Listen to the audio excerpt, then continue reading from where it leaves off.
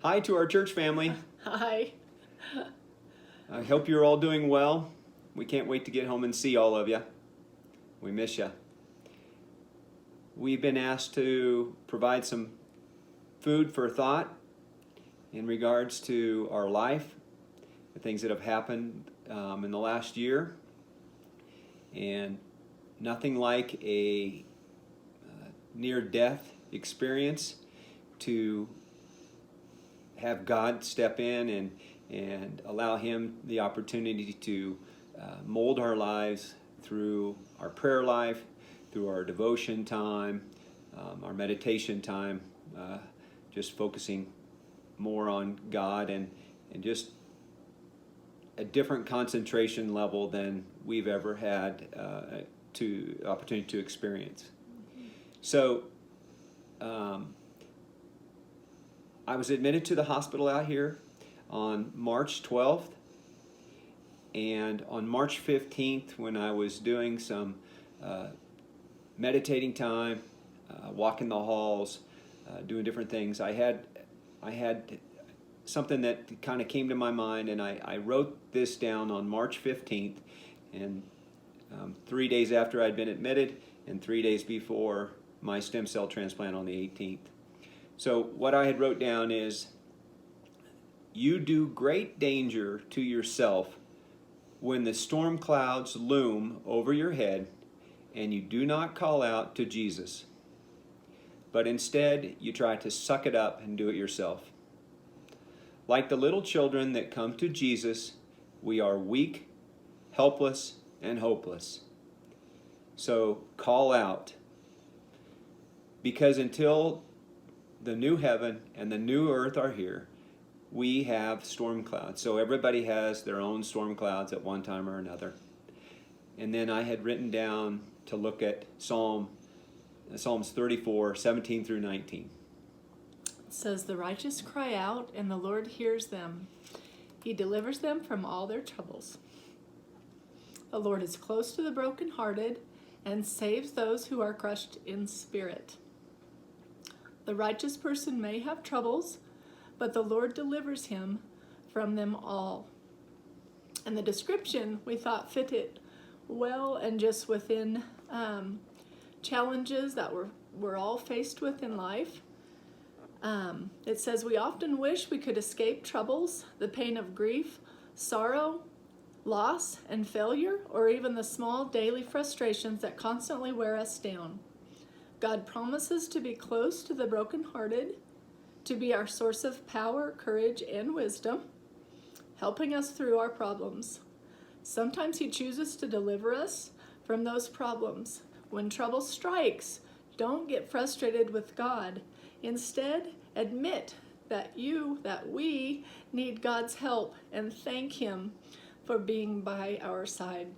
So a couple words that stuck out from the description at the bottom was the wish to escape our troubles. April 16th, we were hit with the lymphoma news, and I don't remember any time in my life that I wished that I could escape the trouble that that news brought to us. Even so much so that I passed out in the doctor's office. So something that kind of humor in the whole deal. It was so overwhelming, I couldn't take it. And explaining that to our kids and the situation, those are tough things, and so we wished we could have escaped what was going to be ahead of us. So, but an opportunity for us to start growing and trusting more in God. Daily frustrations and God's promise to be close to us. We have learned that He is waiting for us to come to Him. He doesn't barge in and say, "I've got this great idea. You've got to sit down and listen to me." You have to slow down with everything that goes in your mind, and you've got to allow Him the opportunity to speak to you. That's how I feel anyway.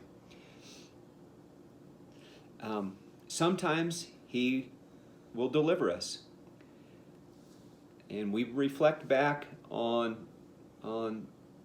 many times when we thought that we were going to be done, that we had been healed of this, and maybe only partial success, but still a road ahead of us that we haven't been delivered from the cancer. And then admit that we need help and cry out.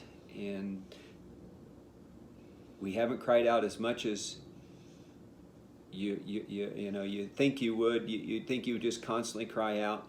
You get busy with other things in life. But I can remember several times where we cried and just bawled and just put our hands up in the air and just asked God not only for healing, but maybe some clarification to why this might be happening.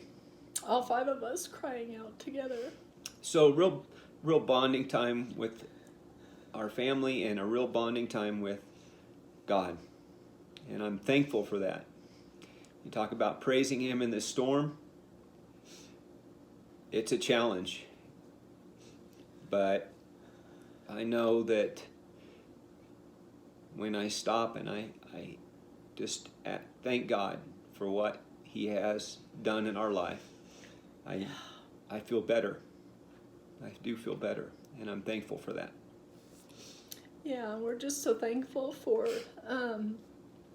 just the experience that we experience from our church family surrounding us in prayer, at just forming a circle, and within our community, surrounding our home. And just so grateful for so many that have prayed for Darius and for us and continue to pray. Our hope is in the Lord, and we will praise Him through the storm, and we are just so thankful to God for each day. And we love you guys. Love you guys.